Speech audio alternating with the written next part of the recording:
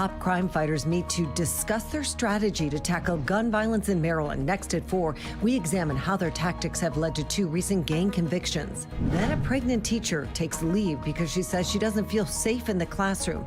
The letter she sent to parents and how the school system is responding to her claims. Tracking a winter weather maker headed our way, the new changes our models are predicting for who could see snow and how long it will last.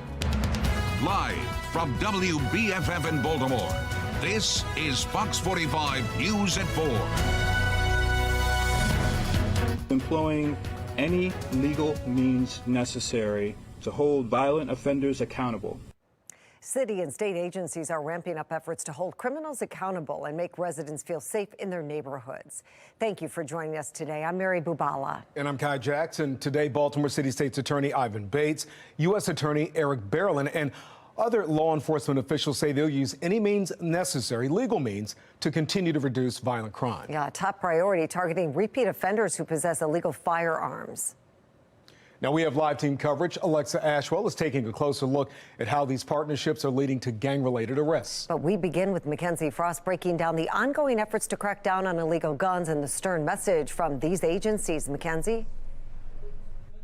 Yeah, Mary and Kai, the U.S. Attorney for Maryland, Eric Barron, called this news conference today, and there were several other federal agencies and law enforcement partners all gathered there, along with City State's Attorney Ivan Bates, all with the same message that they're trying to send to criminals across the city and the state, that they will be held accountable. Now, the U.S. Attorney Eric Barron says that he wants to continue this Al Capone-style method of prosecution, especially when it comes to violent criminals.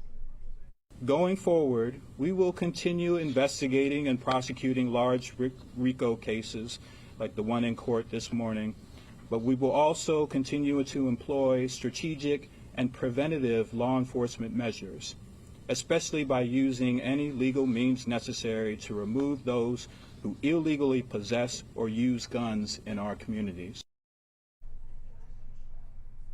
Now, the national director for the ATF was also in attendance today, and he really talked about how the agency is using technology to track ballistic evidence with the goal of producing leads for prosecution across the area.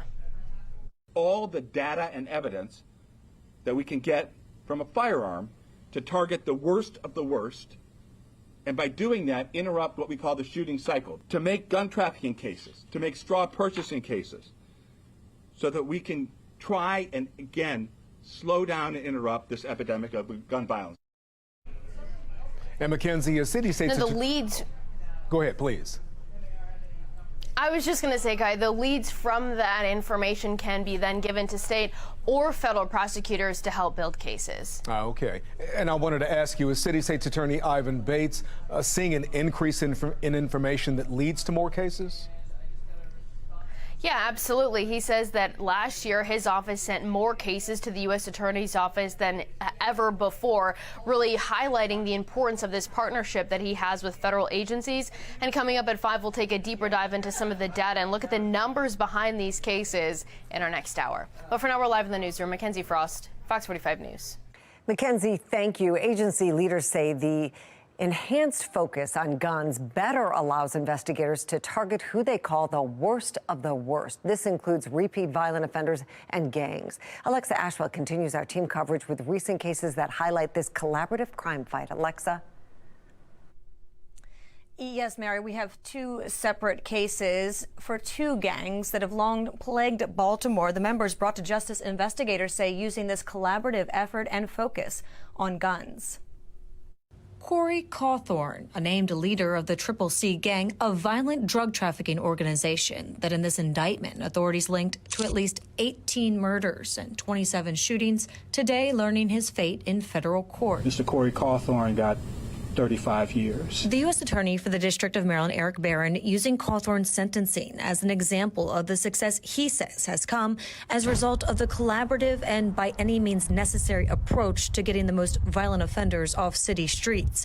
In this case specifically, by focusing on guns and utilizing the technology to follow the weapon known as NIBIN. By using NIBIN, we can evaluate the ballistics recovered from one shooting and see if we can get correlation with ballistics expelled at another shooting. This case is actually a great example of how you put together a case using the most modern investigative tools and leads generated by this crime gun intelligence, and then use the RICO statute to paint the whole picture.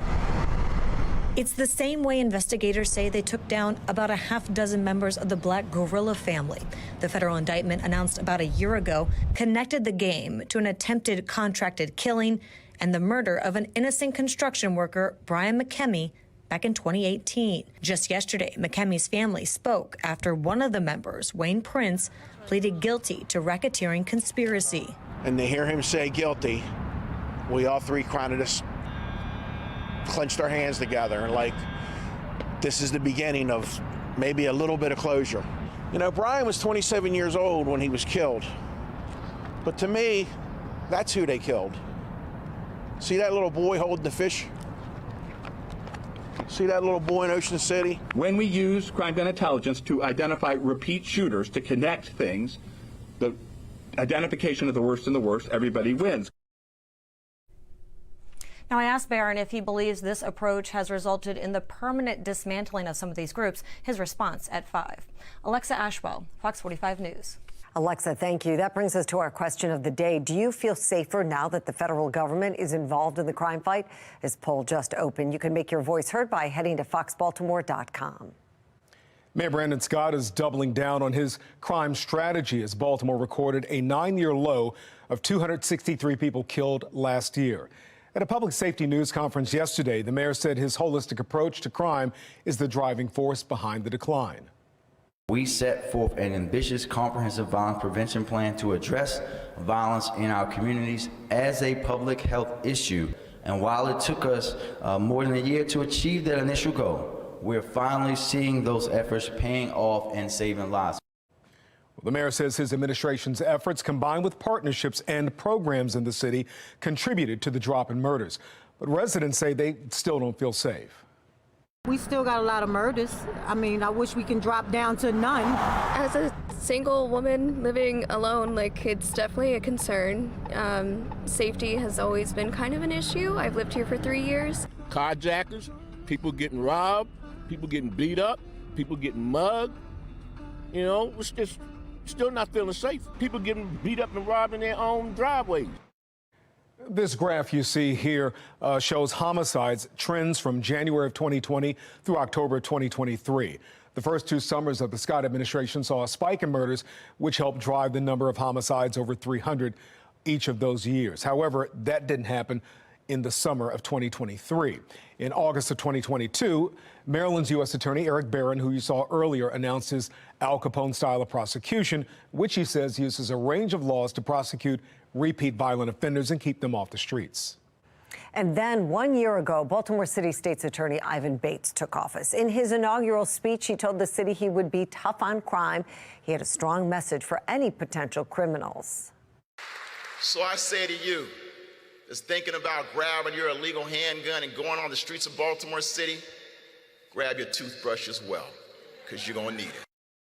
And then we see another drop around July of 2023. It was around that time Eric Barron and Ivan Bates announced a few big wins. In the span of just a few days, the two offices announced 8 defendants pleading guilty, 2 or were sentenced for gun crimes. All of them were repeat violent offenders. Alexa talked about that a little bit in her story. Well, the reduction in homicides has been a cornerstone of Mayor Scott's crime plan since he was on the campaign trail in 2020. I will aim to reduce homicides by 15% each year in my term, getting us below 300 homicides in my first year.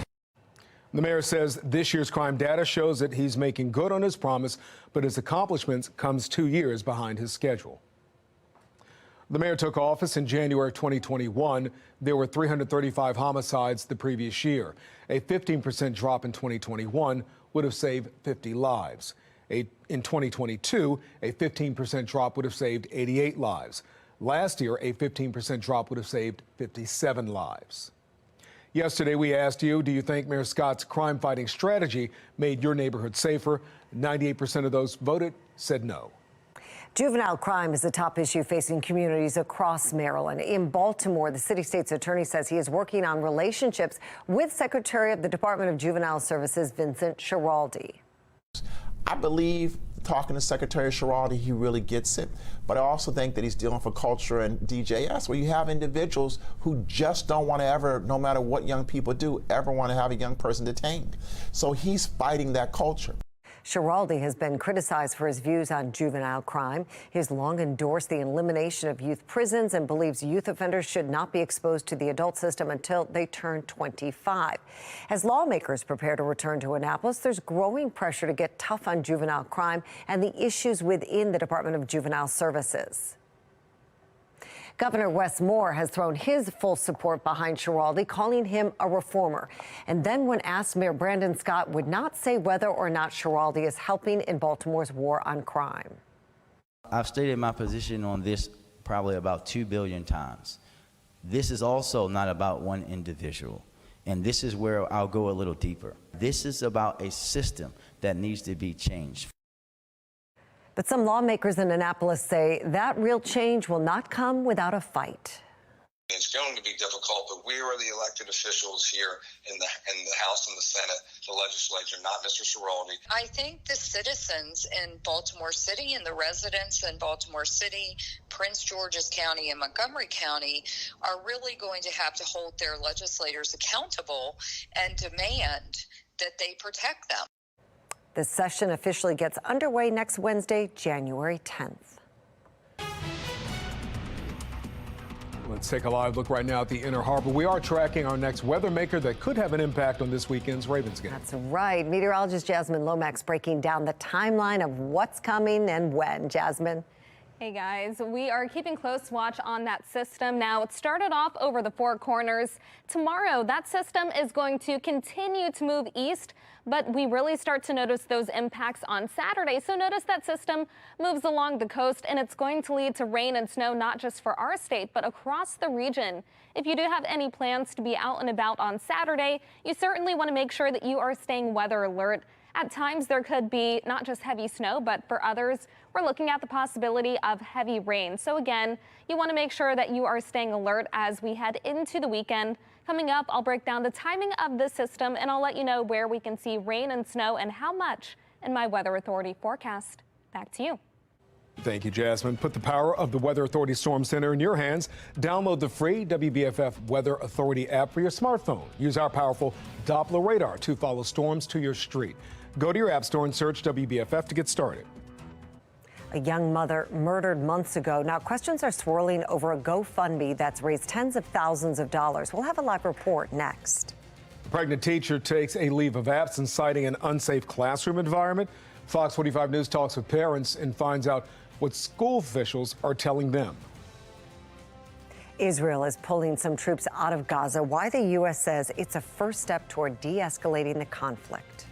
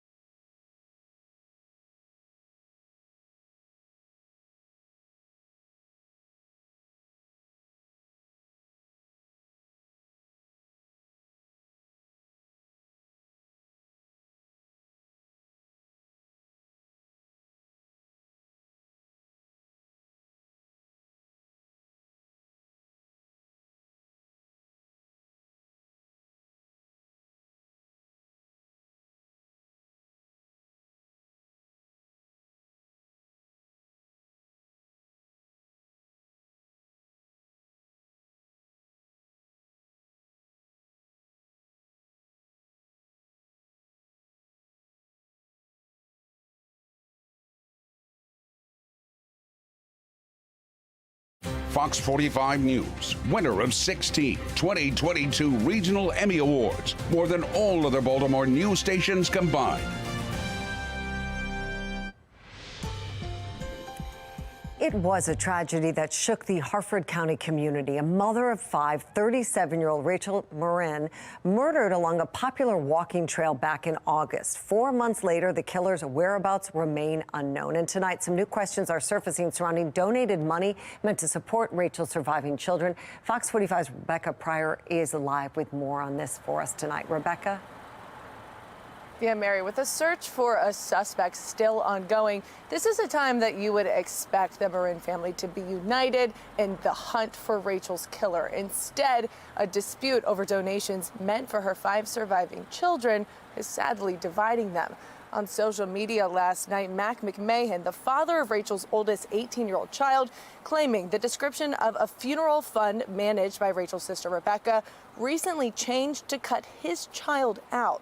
The GoFundMe, which was now raised more than $54,000, once reading all remaining funds would go towards things her 5 children may need, now reads will go towards Rachel's family and things her minor children may need. Fox 45 reaching out to Rebecca this afternoon, asking why the change was made. So far, no response. Meanwhile, Matt is also claiming a Box Hill Pizzeria fundraiser, which raised $7,000 for the children's Christmas gifts, was never distributed to any of the children. Today, I sat down with the Morin family's pro bono attorney, Randolph Rice, who says that he was sent that $7,000 check.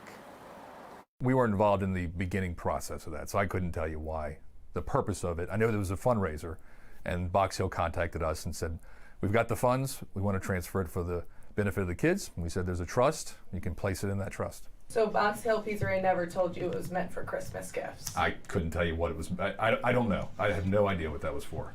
We even talked to Box Hill. We talked to their accountant. Now, I spoke with the owner of Box Hill Pizzeria today. He did confirm to me that the intent of this fundraiser was for Christmas gifts.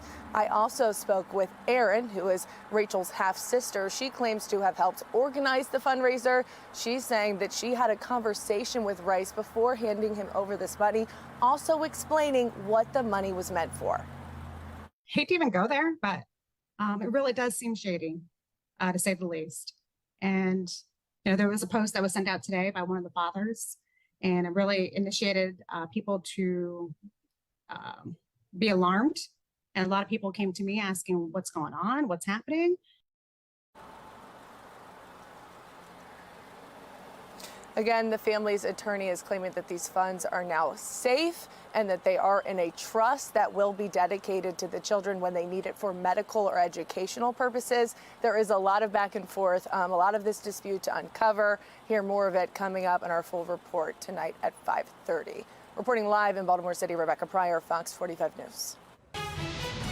Well, taking a live look at M&T Bank Stadium ahead of the Ravens matchup against the Pittsburgh Steelers this Saturday, we could see some wintry conditions during that game. Let's bring in meteorologist Jasmine Lomax. She's tracking our next weather maker, how it could impact the game day plans. Going to be messy, right, Jasmine? It's going to be messy. It's going to be cold. So if you will be going to that game, you want all of the layers. You want the rain gear as we prepare for that winter weather maker. Here's a look over M&T Bank Stadium right now, and it is nice and quiet as we deal with mostly cloudy skies over Baltimore. 42 for the current temperature, but it is breezy with winds around 17 miles per hour. Notice how that impacts the wind chill. It only feels like it's 34 degrees. Around the state, our temperatures are mostly in the 40s, a couple of 30s toward western Maryland, but all over, it's nice and dry for now. We already have some winter alerts in place as we get ready for that next weather maker. Now, this is where we have the highest confidence of snow, and we could be talking a couple inches. For areas not under any winter alerts right now, still that chance for a rain and snow mix. Now, this is what we're tracking over the four corners. This low pressure system that will move east, and by Saturday, we'll start to feel impacts as that low pressure system moves up the coast. Overnight, we stay dry as our temperatures fall to the 20s and 30s. Then by the afternoon, our temperatures reach 43, keeping us below average. After that, 40 for the high on Saturday, and that's when we get ready for that weather maker, really having an impact on much of the day. So if you have plans on Saturday, make sure to stay weather alert. We'll stay mostly dry on Sunday with temperatures a little higher, closer to average in the mid-40s. Just to break down the timing on the future scan, we are looking at a nice and sunny start to the day tomorrow. Clouds move in by the afternoon, and then the weather maker follows. We'll wake up to a couple of isolated flurries on Saturday morning, but it's the late morning when we really start to notice that snow. So for many of us, we wake up to those snowy conditions, but in the afternoon, a lot of that changes over to rain, and that continues to be the case through the evening. So expect heavy snow to begin, and then some areas of heavy rain by the evening. Waking up on Sunday morning, again, the chance for a few stray showers. Otherwise, we're looking at a mostly dry forecast, and we'll stay quiet as we head into Monday. So for areas south of 95, we're primarily talking rain. Areas north, a better chance for snow. 43 for the high tomorrow, 40 on Saturday, 45 on Sunday with rising temperatures as we head into the middle of the week. Then back to the 40s next Thursday. Back to you. Jasmine, thank you. Our team of meteorologists will be tracking the storm. Stay with Fox 45 News all weekend long as this next weather maker moves through our area. And if you are heading down to M&T Bank Stadium to cheer on the Ravens this weekend, we want to see it. Scan that QR code right there on your screen. It'll take you to foxbaltimore.com where you can upload your pictures and videos. It is all powered by Stackla. New concerns over transparency in a Baltimore County classroom after a pregnant teacher tells parents she took leave early for her own safety. What the school is now telling parents. Israel says the time for diplomacy with Iran-backed fighters is running out. I'm Atrel Nashar with the new threats of a larger war in the Middle East breaking out.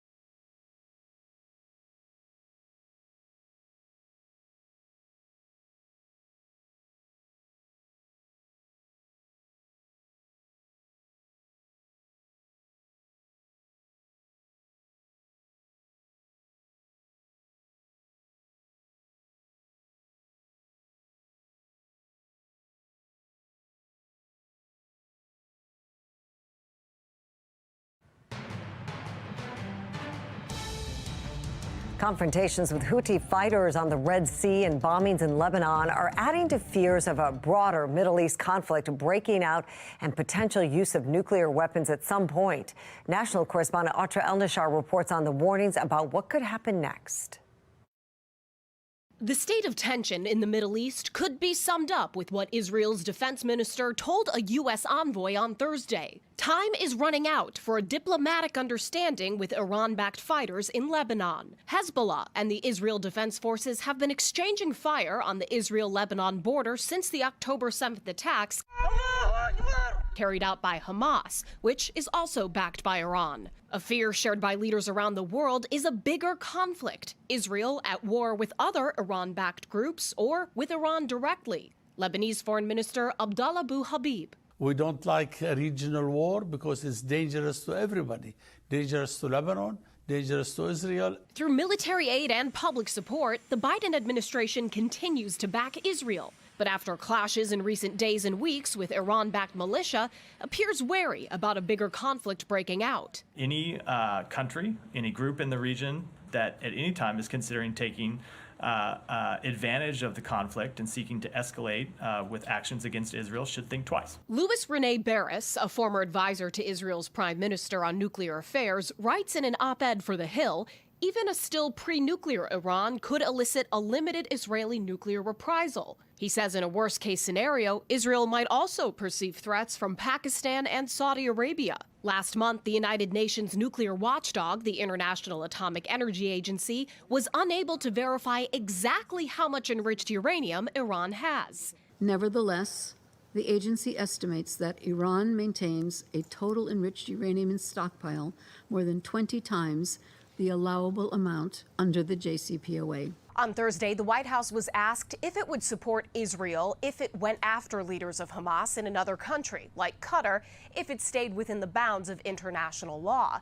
The White House declined to comment on what it said was a hypothetical scenario.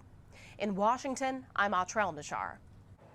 America's largest cities say they can't house or feed the influx of migrants. The pushback from some communities as a battle over border protection rages on in Washington. Project Baltimore igniting change after a Howard County student is attacked on her way to school. The message her grandmother has for parents and the school system.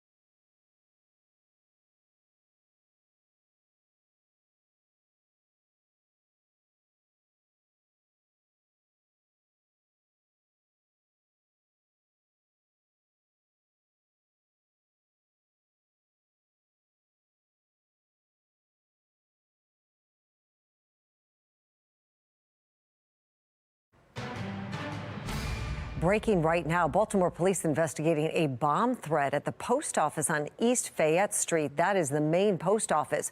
Calls to the Fox 45 newsroom indicate a building along the street has been evacuated. This, of course, an active investigation. We'll keep you updated on air and online at foxbaltimore.com as we learn more. For this teacher to speak out against what's going on, that takes guts. I feel as a parent, again, we have the right to know what is going on in that school building. Those words from parents at Baltimore County's Chesapeake Terrace Elementary School. They say a teacher claims unsafe classroom conditions forced her to take maternity leave early. Fox 45's Amy Simpson is live in Edgemere right now. And Amy, how did parents learn about this? So, Mary Kai, parents say they got an email directly from that teacher on Tuesday, and a screenshot of that message was shared with us. The teacher writing to families saying that, quote, unsafe student behaviors were prompting her to go on leave sooner than planned. She said that she needed to prioritize protecting herself and her unborn baby. The teacher also wrote that she took her concerns to, quote, higher ups, but, quote, administration was unable or unwilling to provide her with additional support. And today, parents from the school alarmed, but also expressed gratitude to the teacher. For this teacher to speak out against what's going on, that takes guts. That was really brave of her. And I can imagine that this was a cry for help. And a lot of people may say, well, it's just a disgruntled employee trying to get back at the administration. That's not what this is. Finally, someone in the building has spoken up to, voice what we have been concerned about for a while now. And I'm so grateful that she finally did.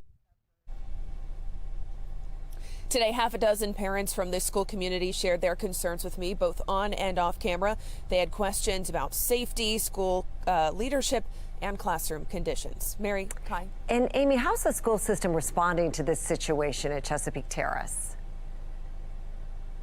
Yeah, so Mary, the school district declined to answer my questions today, but the district did send a letter home to the Chesapeake Terrace family acknowledging a situation circulating online and here in the school community, and saying that allegations against staff are considered personnel matters. They are limited in what details they can share. Reporting live tonight, Amy Simpson, Fox 45 News. And while it took us more than a year to achieve that initial goal, we're finally seeing those efforts paying off and saving lives. Mayor Brandon Scott says his crime plans are working.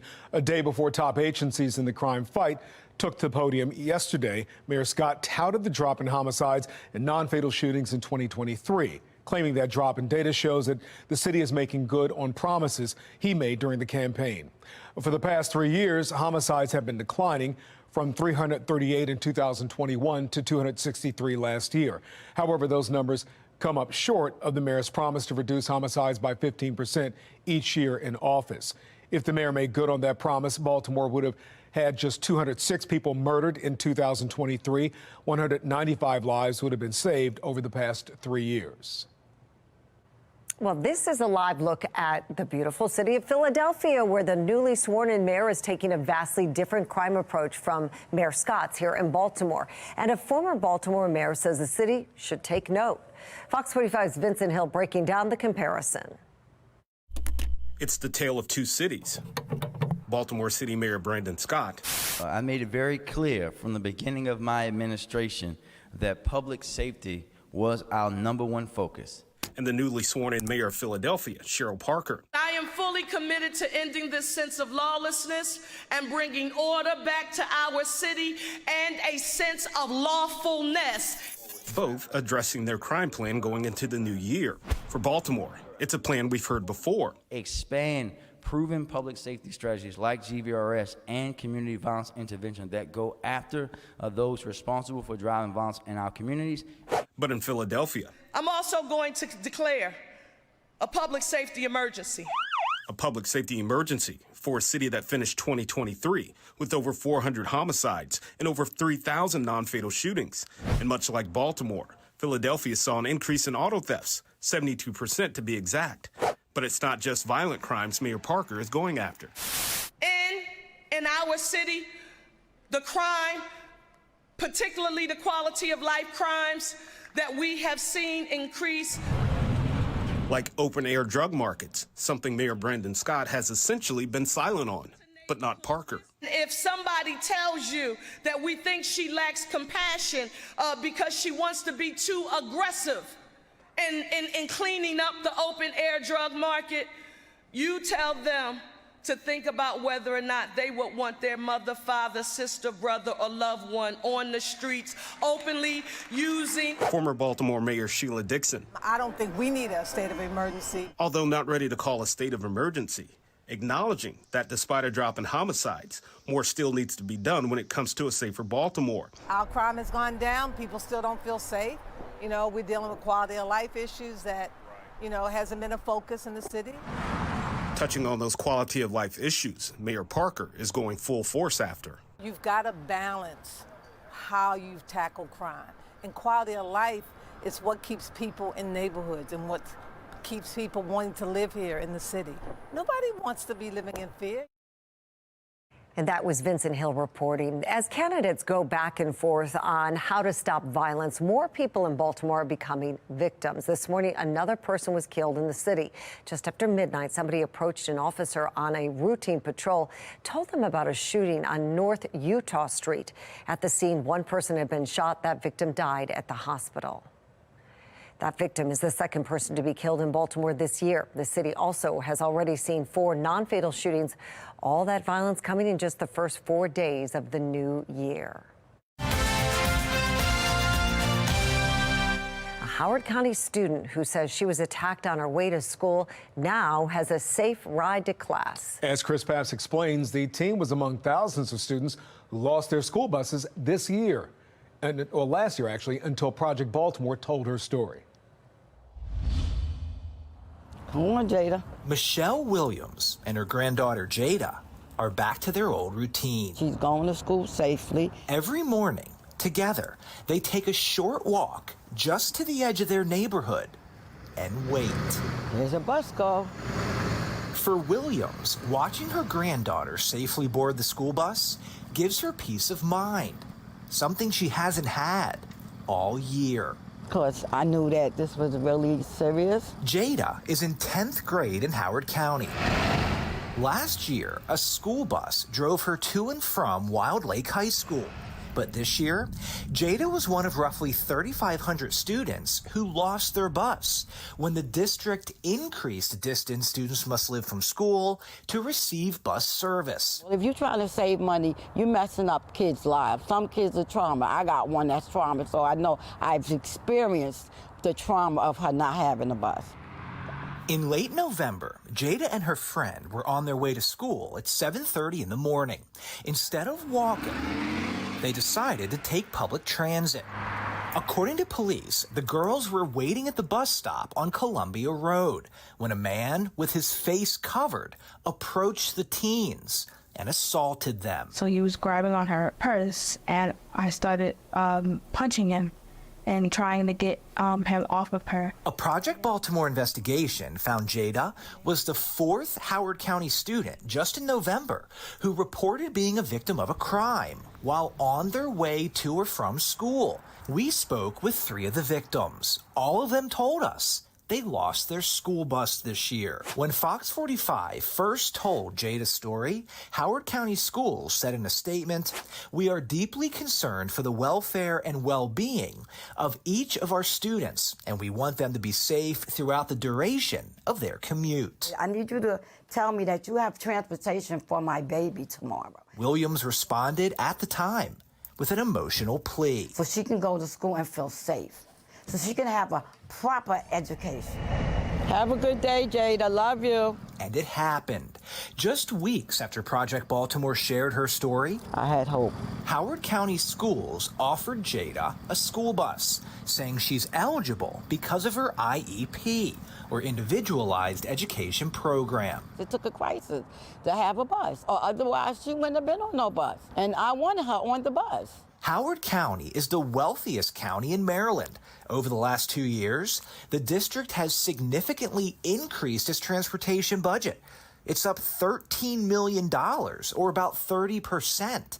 Yet thousands of students like Jada lost school bus service this year. I know they screwed up. Williams tells Project Baltimore Jada is still recovering mentally and emotionally from the attack, but she's making progress. She's catching up, and I'm proud of her. This grandmother is thankful Howard County listened to her plea for help. My baby got a bus now. I'm very happy that I can walk her to the bus every morning. I get up and walk her.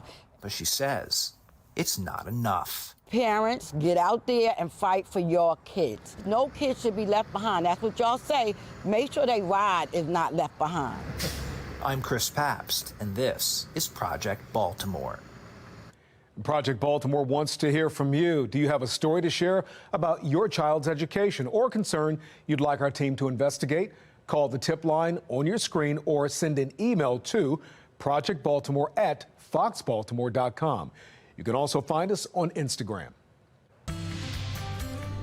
Well, the first ever graduating class from a new jobs program is honored in Baltimore County today. Trade Point Atlantic celebrating the graduates from its Empowerment Academy.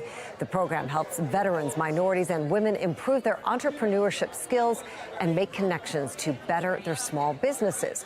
Local leaders and the governor were in attendance showing their support. There's nobody who has put in the work more to create this momentum than our graduates, than the people who we are here not just to celebrate, but frankly, the people who we're here to thank. Because your work and your success serves as an inspiration to each and every one of us. The governor saying programs like these are key for the economic development of Baltimore County and the entire state. The first 40 documents have been unsealed. What we're learning about the names in papers related to Jeffrey Epstein. From border states to big cities to now rural towns, all begging for help to deal with the influx of migrants. I'm Christine Frizzau in Washington with the latest. And we are getting ready for our next weather maker. That low pressure system on the screen is going to move across the region on Saturday. I'll break down the timing and the impacts to your weekend plans in my Weather Authority forecast.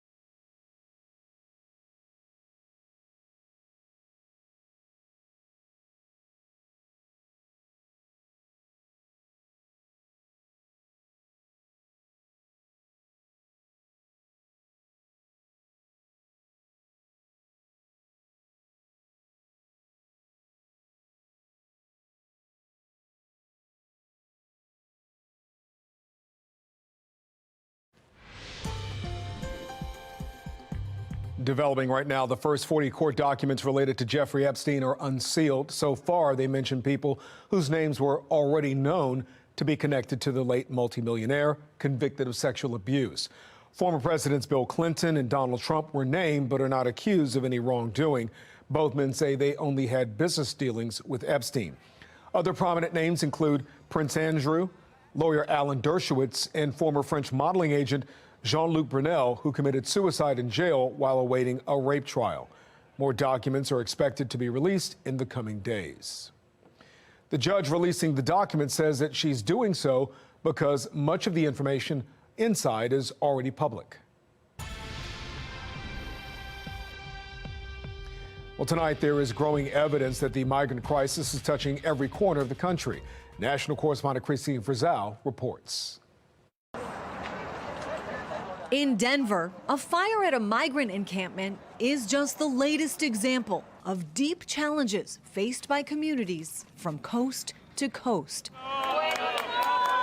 The strategy by officials in Arizona and Texas to bus migrants to big cities led by Democrats has accelerated the reality that every state is now a border state. The situation here and across the country is truly unconscionable. Denver's mayor says the massive numbers of migrants in his city will cost more than $160 million, or 10% of his city's budget. Guys, move to the side. New York City now seeking 20% in budget cuts for, quote, asylum seeker expenses. Not only is it a financial burden, it has also placed a great strain on the delivery of services in our city. And in Whitewater, Wisconsin, population 14,000. The police chief and city manager in a letter now begging the Biden administration for more resources and police, writing, our law enforcement staff have responded to a number of serious crimes linked to immigrants in some manner, including the death of an infant child, multiple sexual assaults, and a kidnapping. What does it say that a small rural town like Whitewater, Wisconsin is writing a letter to President Biden saying they're in dire need of resources? Literally hundreds of children in their schools. The current migrants are coming from Nicaragua and Venezuela. Apparently, a number of them speak a different dialect. So the school system has to hire interpreters for their bilingual educators. The White House slamming House Republicans for refusing to vote for more border funding. They left in mid-December and have not returned to actually deal with this in a real way. Instead, they're playing politics. And in a brand new lawsuit, the Biden administration is suing the state of Texas over its new law allowing local law enforcement to arrest migrants. The Justice Department arguing it undercuts the ability of the federal government to enforce immigration law. I'm Christine Frizzell reporting. Maryland's only Republican Congressman Andy Harris was one of the lawmakers visiting the border this week. He says the border should be closed completely for the safety of the country. Even the Democrats who run cities that are sanctuary cities realize this uncontrolled border situation has to end.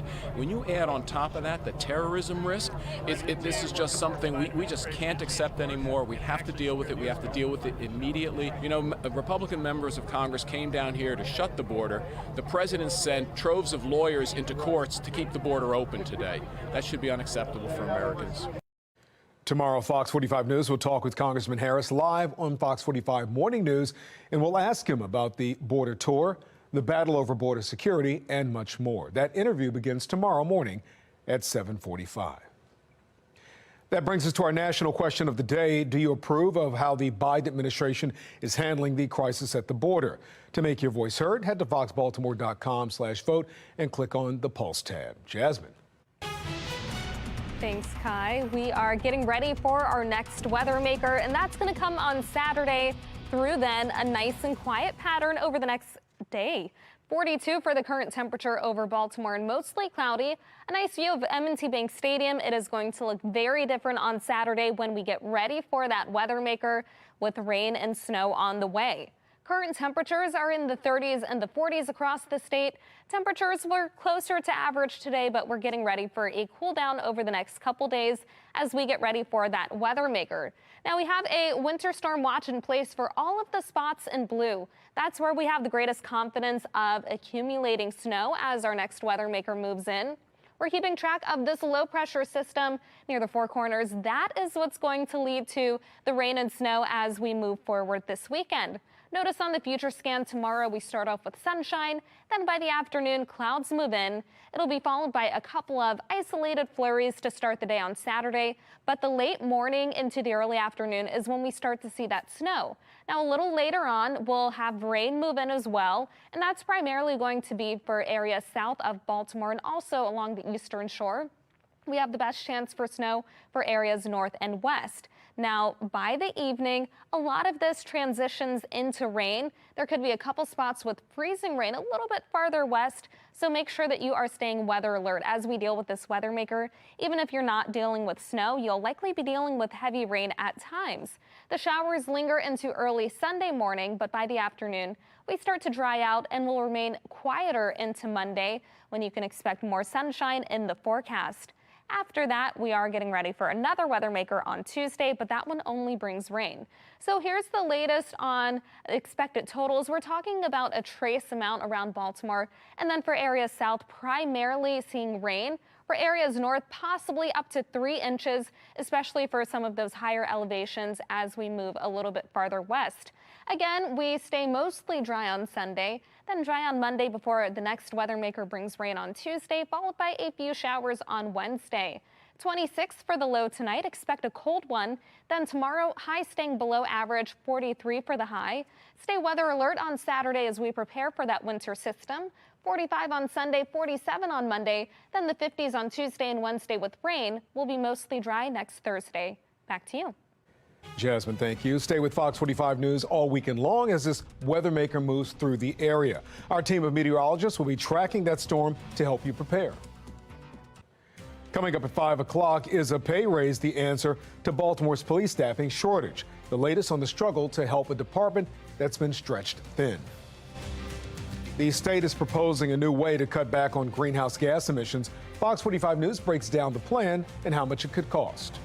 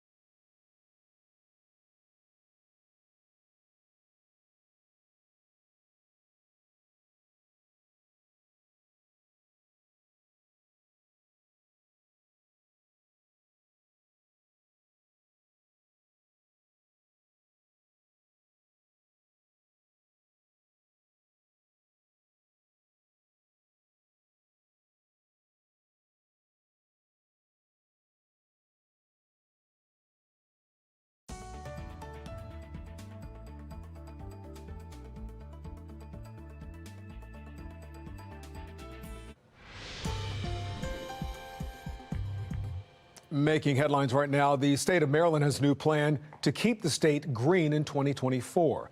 Fox 45's Megan Gillett is taking a look at the proposal and how much that could cost you, the taxpayer. The Maryland Department of the Environment releasing the Climate Pollution Reduction Plan last week, vowing to cut greenhouse gas emissions 60% by the year 2031 and create a path to net zero emissions by 2045. It comes at a cost of $1 billion a year. Taxpayer watchdog David Williams weighing in on that price tag. We can see that $1 billion a year actually increasing, and the state doesn't know how to pay for it. They're struggling to figure out how to pay for this. Let me ask you this. Let's put money aside. Is this plan even worth it? Would it make a difference? There's a lot of indication that it wouldn't, and this is a very aggressive plan, and I don't think it's going to make that much of a difference. And you're going to hurt the economy of Maryland. That's the problem, is you're going to hurt the economy because you're going to have to raise taxes. Well, David Williams went on to talk about the clean air toll that would send a bill to drivers just passing through the state, which could impact tourism in the state. I'm Megan Gilland, Fox 45 News. We are looking at a quiet start to the weekend tomorrow. 43 for the high temperature, slightly below average, but we start with dry weather. And then, of course, the big weather maker comes on Saturday, and that's going to result in rain and snow across the region. After that, mostly dry on Sunday with highs around 45, and the temperatures climb into the middle of next week. Coming up, I'll have a look at the timing for the rain and snow mix in my Weather Authority forecast in about 20 minutes. Back to you. Thank you, Jasmine. Coming up on Fox 45 News at 5 o'clock is the Bates-Barron partnership working to stop crime in Baltimore. We press the state's attorney and U.S. attorney for Maryland on their plans to get guns off the streets. The juvenile crime crisis is a top concern during the legislative session. The Action One community group in Baltimore wants to see leaders take.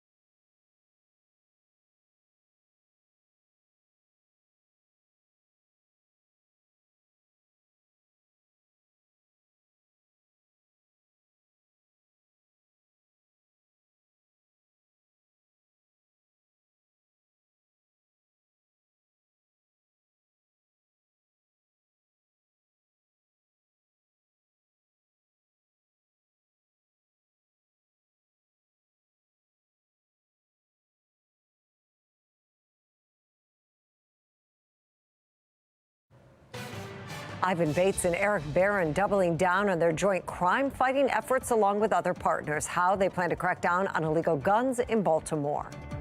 Plus, their strategy to target the worst of the worst, the push to put repeat offenders and gang members behind bars. DJS head Vincent Schiraldi will be a key figure in how Maryland addresses the juvenile crime crisis. A closer look at the impact he could have on the looming legislative session. Live from WBFF in Baltimore, this is Fox 45 News at 5.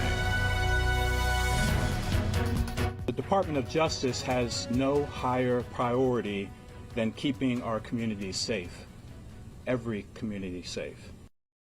City and state agencies are ramping up efforts to hold offenders accountable in 2024. Today, Baltimore City State's Attorney Ivan Bates and U.S. Attorney from Maryland Eric Barron and other law enforcement unveiled their crime plan, saying they'll use any legal means necessary to reduce violent crime. Non-fatal shootings and other crimes of violence are still far too high in Baltimore City. There is still much work to be done.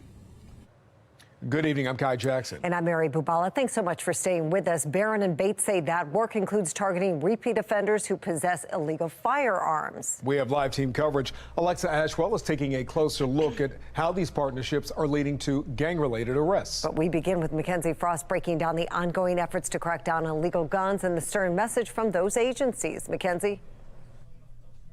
Yeah, Mary and Kai, the message is clear. These federal agencies say they will continue with their partnership, all in an effort to get as many illegal guns out of Baltimore as they can.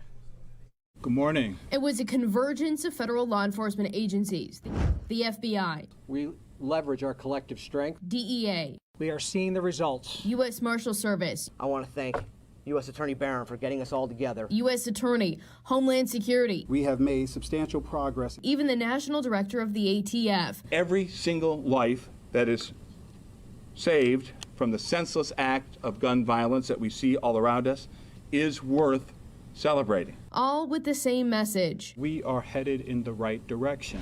After U.S. Attorney for Maryland Eric Barron announced his Al Capone style of prosecution, he says that effort will not slow down in 2024. Going forward, we will continue investigating and prosecuting large RICO cases like the one in court this morning, but we will also continue to employ strategic and preventative law enforcement measures, especially by using any legal means necessary to remove those who illegally possess or use guns in our communities. Barron says from 2022 through 2023, his office prosecuted more Baltimore City defendants than it has in at least 15 years, helping make those gun cases, working with the ATF. National Director Steve Dettelbach says this decline in homicides in Baltimore is not by accident. And the agency is continuing to utilize traditional investigation tools, but it's also using technology like the crime gun intelligence.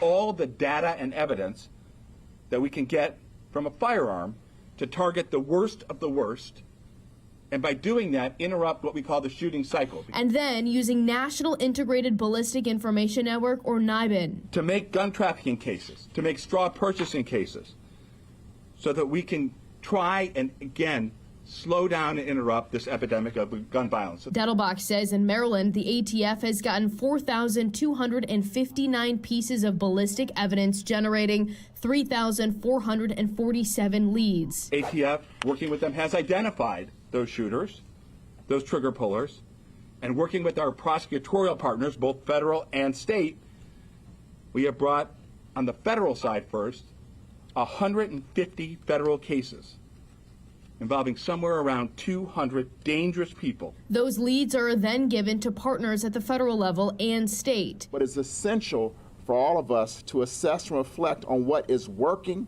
and what isn't. Baltimore City State's Attorney Ivan Bates says because of the partnership between his office, the U.S. Attorney's Office, and federal law enforcement agencies, in 2023, my office sent more cases to the U.S. Attorney's Office this year than ever before, allowing us to ensure violent offenders face stiffer, severe penalties and lengthier sentences. Baltimore City Police Commissioner Richard Worley says last year more than 2,900 gun cases were seized from the streets of Baltimore.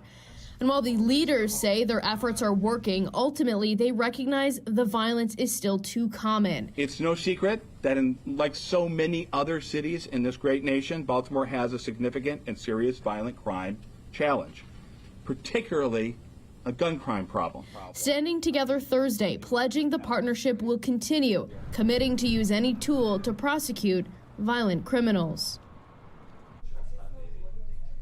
Now, the leaders from these federal agencies believe that the gun violence is really driven by a small group of people. That's why they say they are committed to working together to cutting off the supply in the first place. We're live in the newsroom. Mackenzie Frost, Fox 45 News. Thank you, Mackenzie.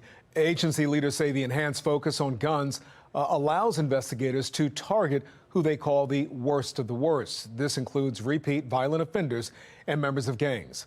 Alexa Ashwell continues our live team coverage tonight with recent cases that highlight this collaborative crime fight. Alexa. Yes, Kai, we have two cases involving two separate gangs that have both long plagued Baltimore. Just today, Corey Cawthorn, a believed leader of the Triple C gang, was sentenced to 35 years in prison. In this indictment, authorities linked the gang to at least 18 murders and 27 shootings. U.S. Attorney for Maryland Eric Barron says Cawthorn's sentencing is an example of the success that has come as a result of the collaborative and by any means necessary approach to getting the most violent offenders off the streets. In this case specifically by focusing on guns and utilizing the technology we just heard Mackenzie talk about known as NIBIN. This case is actually a great example of how you put together a case using the most modern investigative tools and leads generated by this crime gun intelligence, and then use the RICO statute to paint the whole picture. Now, it's the same way investigators say they took down about a half dozen members of the Black Gorilla family. The federal indictment announced about a year ago connected the gang to an attempted contracted killing and the murder of an innocent construction worker, Brian McKemmy, back in 2018. Just yesterday, one of the members, Wayne Prince, pleaded guilty to racketeering conspiracy. I asked Barron if he believes this approach has in fact resulted in the permanent dismantling of some of these groups and gangs. I mean, it certainly helps when you have less members of an organized crime organization, a gang or whatever it may be, out of the community and off the streets. And so certainly we think it's significant. We've had more gun case adoptions under our Project Safe Neighborhoods than literally ever before. And Barron says his office will continue prosecuting large RICO cases. Alexa Ashwell, Fox 45 News. Alexa, thank you. That brings us to our question of the day. Do you feel safer now that the federal government is involved in the crime fight? So far, 65% of those who voted say no. You can make your voice heard by heading to foxbaltimore.com. Well, Mayor Brandon Scott is doubling down on his crime strategy as Baltimore recorded a 9-year low of 263 homicides last year. At a public safety news conference this week, the mayor said his holistic approach to crime is the driving force behind the decline. We set forth an ambitious, comprehensive violence prevention plan to address violence in our communities as a public health issue. And while it took us more than a year to achieve that initial goal, we're finally seeing those efforts paying off and saving lives. The mayor says his administration's efforts working with Baltimore Police, the state's attorney's office, and programs like Safe Streets are contributing to the drop in murders. But some residents tell us they don't feel safe. We still got a lot of murders. I mean, I wish we can drop down to none. As a single woman living alone, it's definitely a concern. Safety has always been kind of an issue. I've lived here for 3 years. Carjackers, people getting robbed, people getting beat up, people getting mugged. You know, it's just still not feeling safe. People getting beat up and robbed in their own driveways. Now, this graph shows the homicide trends from January of 2020 through October of 2023. You'll notice the first 2 summers of the Scott administration saw a spike in murders, which did help drive the number of homicides over 300 each of those years. However, that didn't happen in the summer of 2023. In August of 2022, Maryland's U.S. Attorney Eric Barron announced his so-called Al Capone style of prosecution, which he says uses a range of laws to prosecute repeat violent offenders and keep them off the street. And then 1 year ago, Baltimore City State's Attorney Ivan Bates took office. In his inaugural speech, he told the city he would be tough on crime and had a strong message for any potential criminals. So I say to you, that's thinking about grabbing your illegal handgun and going on the streets of Baltimore City, grab your toothbrush as well, because you're going to need it. And then we see another drop around July of 2023. It was around that time that Barron and Ivan Bates announced a few big wins. In the span of just a few days, the two offices announced 8 defendants pleaded guilty to or were sentenced for gun crimes. All of them were repeat violent offenders. A reduction in homicides has been a cornerstone of Mayor Scott's crime plan since he was on the campaign trail in 2020. I will aim to reduce homicides by 15% each year in my term, getting us below 300 homicides in my first year.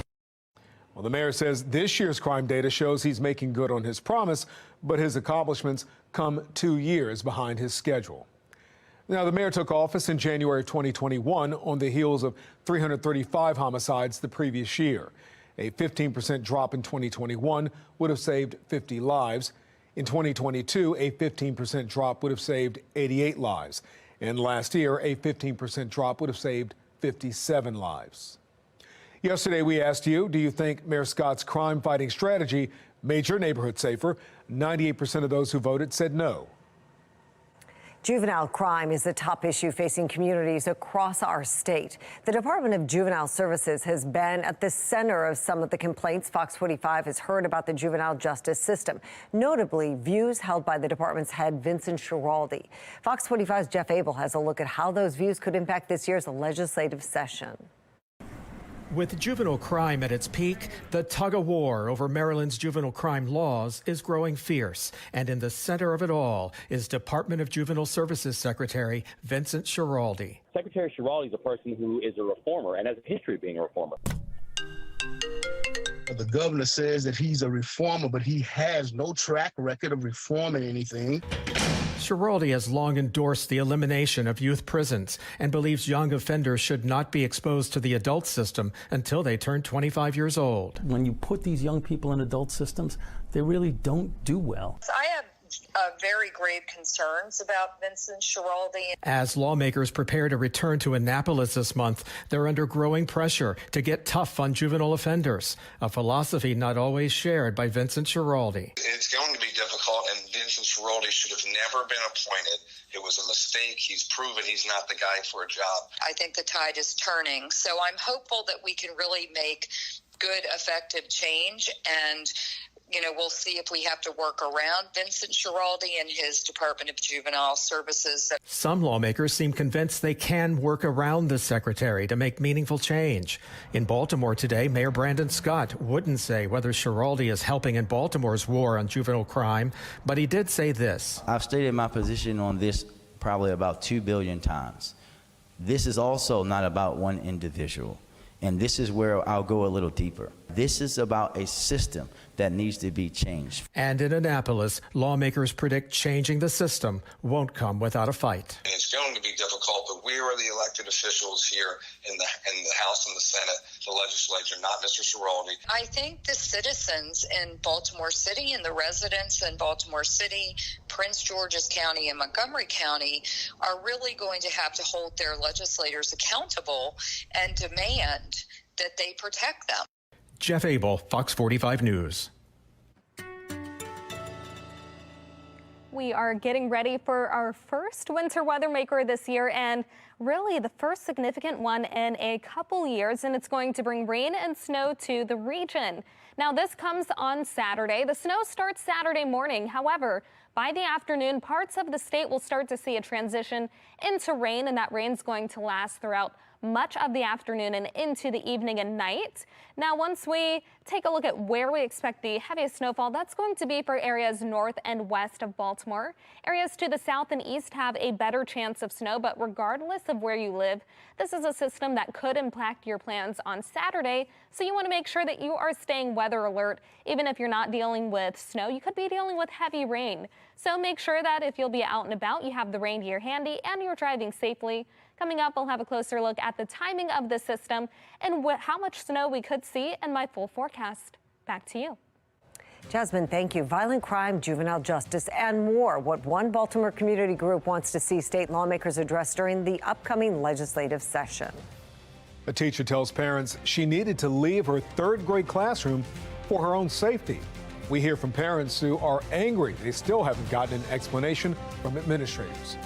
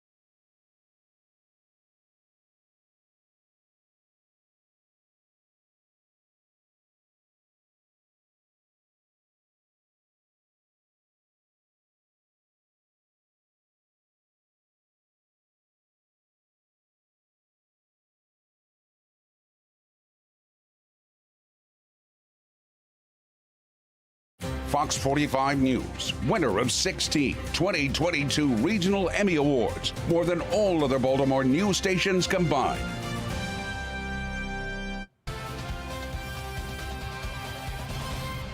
For the third straight year, Lamar Jackson will not play in the Ravens' regular season finale, but this time around, it's not due to injury. In fact, the MVP frontrunner is as healthy as can be, and the Ravens want to keep him that way for the deep postseason run. So Tyler Huntley, he's going to get the start against the Steelers.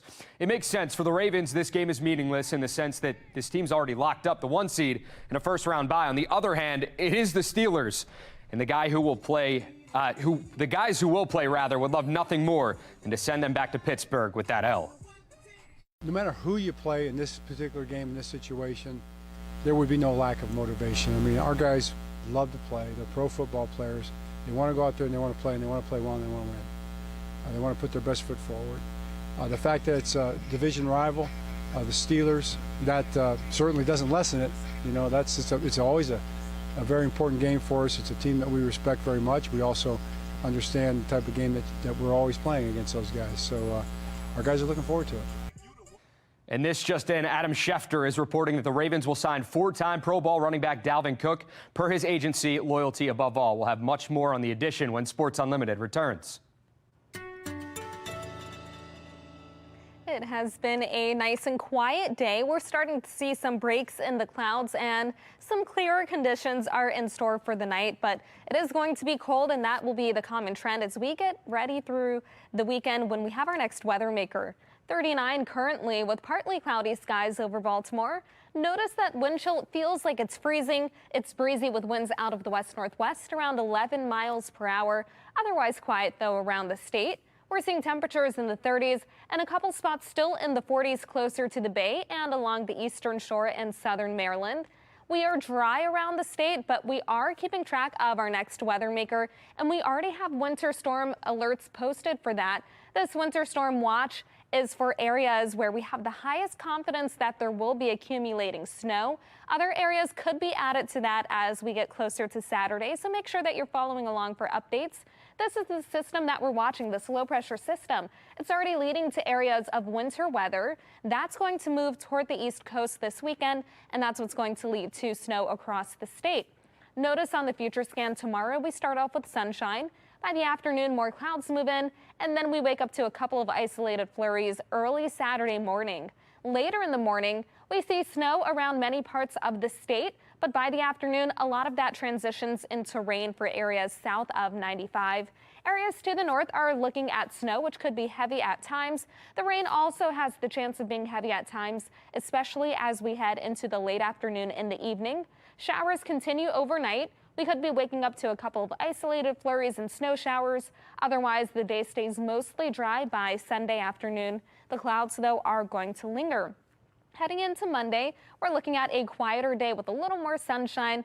Otherwise, the next weather maker will follow after that, leading to rain on Tuesday. We're mainly talking rain for areas south of Baltimore and along parts of the eastern shore. Then a trace amount of snow accumulation possible around Baltimore City. To the north, we could see up to 3 inches of snow. Some higher totals are possible for western Maryland and in higher elevations. Again, the chance for an isolated early snow shower or rain shower Sunday morning, otherwise mostly dry. Dry on Monday, and then on Tuesday and Wednesday, we have our next chance for showers around the state. 26 for the low temperature with mostly clear skies. Then 43 for the high tomorrow with increasing cloud coverage. Stay weather alert, 40 for the high on Saturday. A little bit higher, 45 on Sunday, 47 on Monday. Then we're looking at the 50s on Tuesday and Wednesday with showers. We'll stay mostly dry on Thursday with highs in the upper 40s. Back to you. Jasmine, thank you. We are 4 days into the new year. That means, sadly, of course, the holidays are now pretty much officially over. And if you are still looking to get rid of your Christmas tree, here's what counties across the state are offering for tree drop-offs or recycling. In Baltimore County, tree collection begins next Monday, January 8th. Trees must be set out no later than January 13th. Officials say you should leave your tree out for the entirety of the 2-week time frame, since they may not be taken on your scheduled trash or recycling day. In Frederick County, Christmas tree recycling is happening now through January 26th. There are 6 drop-off locations, and trees must be dropped off without lights, no decorations. And in Harford County, officials are offering free Christmas tree recycling at 3 locations this year. Again, make sure you remove all the decorations. For more on how to recycle your Christmas tree and for drop-off locations across the state, head to foxbaltimore.com. Click on this story. As the person who killed Rachel Morin remains on the loose tonight, new questions about how tens of thousands of dollars in donations is being handled. I'm Kayla Gaskins. Coming up, hear from one of the high-profile people accused in the newly unsealed documents related to the Jeffrey Epstein case.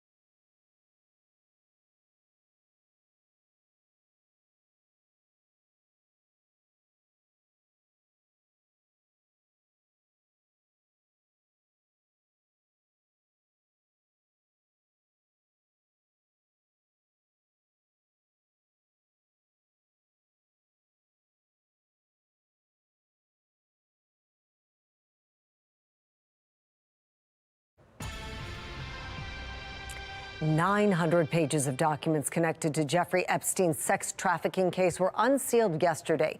They included previous redacted names of prominent individuals associated with him. The documents stem from a civil defamation lawsuit brought in 2015 against Epstein's former girlfriend, Ghislaine Maxwell.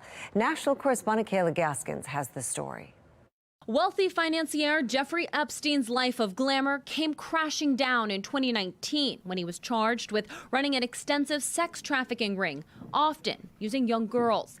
He committed suicide before a trial could take place and before he could point out which of his high-powered acquaintances took part in criminal activities. The latest documents don't reveal a client list, as many hoped, but they do include the names of about 150 individuals associated with Epstein. To be mentioned by Jeffrey Epstein is radioactive. Remember that a lot of the people who were on the list probably knew Epstein in a professional way or in an academic way and had nothing to do with any of his misbehavior. Bill Clinton is mentioned 73 times. He's not accused of anything and didn't object to the release of the documents, but a witness testified Epstein told her the former president, quote, likes them young, referring to young girls. Clinton previously said he knew nothing of the financier's, quote, terrible crimes. Donald Trump was mentioned 4 times, but also not accused of any wrongdoing. Epstein's former lawyer Alan Dershowitz is accused in the documents of having sex with a minor multiple times at the facilitation of Epstein. When we spoke with Dershowitz Thursday, he denied any wrongdoing. Were you surprised by any of the allegations where your name was mentioned? As far as I know, Jane Doe 3 is the woman who has now acknowledged that she may have confused me with someone else. I'm in favor of having every single piece of paper come out. I think the media wants that. The public wants that. Prince Andrew faces similar accusations of being set up by Epstein to have sex with underage girls. Also mentioned, but not accused, scores of other politicians, celebrities, and academics connected to Epstein, including renowned astrophysicist Stephen Hawking and Michael Jackson. Epstein's partner, Ghislaine Maxwell, is in prison serving 20 years for her role in the crimes. She maintains her innocence and is in the middle of an appeal. I'm Kayla Gaskins reporting. And also making headlines tonight, a sixth grader is killed, 5 others hurt inside a small town Iowa high school this morning. The shooting happened just after 7:30 at Perry High School. Police have confirmed the shooter, 17-year-old Dylan Butler, died from a self-inflicted gunshot wound. He was a student at that school. Again, one person, a sixth grader, killed in the attack. 4 other students and an administrator were hurt. Fox 45 will continue to follow this developing story, bring you updates both on air and online at foxbaltimore.com. Youth crime will be a top concern for lawmakers when the session starts next week. The actions a Baltimore community group says needs to happen to protect city residents and children. The description on the Morin family GoFundMe changes after more than $50,000 is donated. The new concerns the money may not be used in the way the donors expected.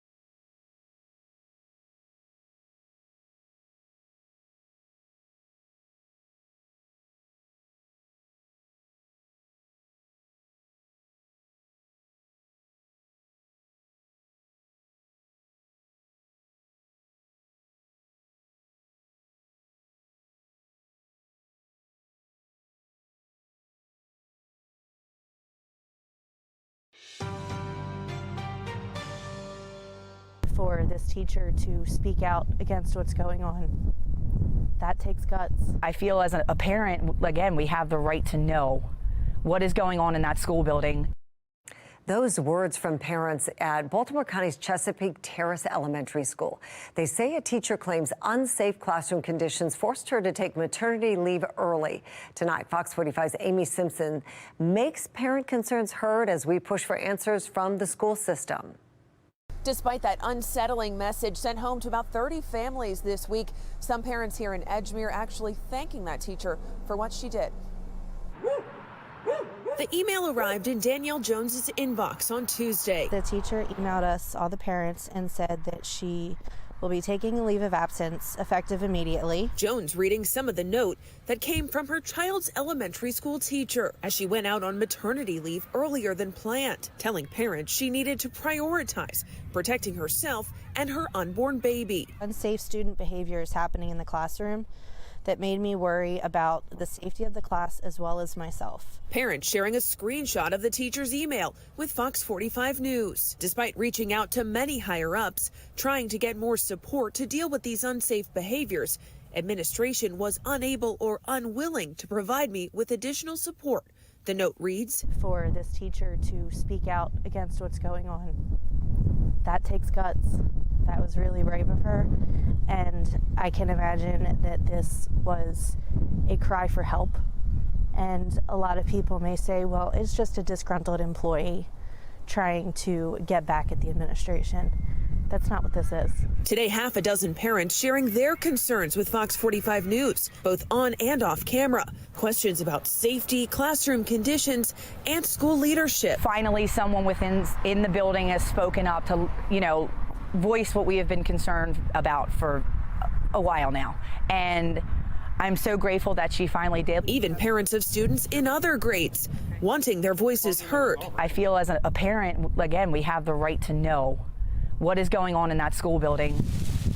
Baltimore County Public Schools declined to answer our questions today, asking for details about those unsafe behaviors, what's being done to ensure safety for students and staff, and why this wasn't addressed by school leadership. Instead, the district shared a letter sent home to families today, acknowledging a situation circulating online and throughout the Chesapeake Terrace community, asking parents to come forward and share questions and concerns with the district directly. But BCPS also said allegations against staff are personnel matters, limited in what details they can share. Please know that we as a school system take staff and community concerns very seriously, and all allegations that have been made are being investigated. Still, this mom with a message to her child's teacher. I want to thank her for standing up and being a voice for these kids, for the parents, somebody who is actually in their corner and in our corner. That's huge. And she has no idea how supported and respected she is. In Edgemere, Amy Simpson, Fox 45 News. It was a tragedy that shook Harford County. A mother of 5, 37-year-old Rachel Morin, murdered on a popular walking trail in August of last year. 5 months later, no one has been arrested for the crime. Now there are questions about money donated to support Morin's children.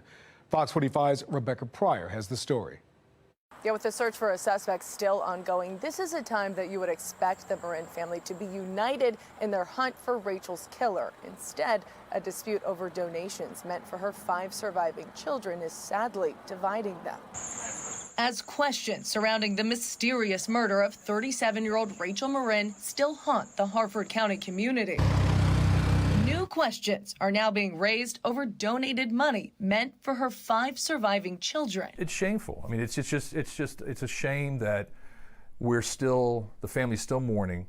They still haven't found the killer, and there's an individual who has a tangential tie to the family and is trying to profit from this whole situation. On social media, Matt McMahon, the father of Rachel's oldest 18-year-old child, claiming the description of a funeral fund managed by Rachel's sister Rebecca suddenly changing to cut his child out. The GoFundMe, which has now raised more than $54,000, once reading, all remaining funds will go towards things her 5 children may need, now reads, will go towards Rachel's family and things her minor children may need. Fox 45 reaching out to Rebecca this afternoon, asking why the change was made. So far, no response. We don't have anything to do with the GoFundMe at this time. I do know, just from speaking from family, that's still sitting in the GoFundMe trust or the GoFundMe account. But the Morin family's pro bono attorney, Randolph Rice, says he did receive a $7,000 check from Box Hill Pizzeria, which held a November fundraiser to provide Rachel's children, quote, comfort during this holiday season. On social media, Rebecca sharing the flyer and specifying the funds would be used to give Rachel's kids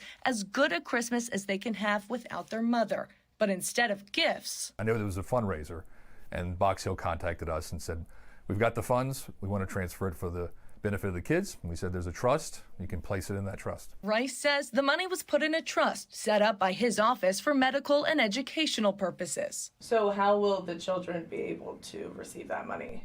Well, they would have to petition or write a letter or ask for some sort of item that they believe is part of health or wellness or education. But according to Rachel's half-sister, Erin, who claims to have organized the fundraiser, hate to even go there, but it really does seem shady. To say the least. She says she spoke with Rice over the phone before transferring his office the funds, explaining what the money was meant for. I sent him a copy of the flyer that Box Hill had put together. It was this beautiful flyer. You know, Christmas came and went.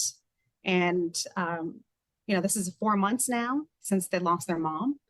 And they haven't received a dime. And that's not right. A conversation Rice denies having. So Box Hill Pizzeria never told you it was meant for Christmas gifts? I couldn't tell you what it was. I don't know. I have no idea what that was for. We even talked to Box Hill. We talked to their accountant. And a flyer he denies seeing until today. Where does it say family? Or where does it say gifts? But the flyer itself doesn't say anything about gifts. I also spoke with the owner of Box Hill Pizzeria today, who did not want to go on camera, but did confirm that the intent of this fundraiser was to provide Rachel's children Christmas gifts. Both Matt and Erin are now demanding that those funds be released to the children as soon as possible. Rebecca Pryor, Fox 45 News. Rebecca, thank you. It has been 4 months since Rachel Morin's body was found along the popular walking trail in Bel Air, the Ma and Pa Trail. We're going to look at what we know so far in the investigation. Morin was reported missing by her boyfriend on Saturday, August 5th. He says she left the house around 6 p.m., telling her she was going for a walk on the Ma and Pa Trail. Morin's body was found the next afternoon. Harford County Police say they received the call around 1 o'clock. On August 18th, the Harford County Sheriff's Office announced DNA officers had found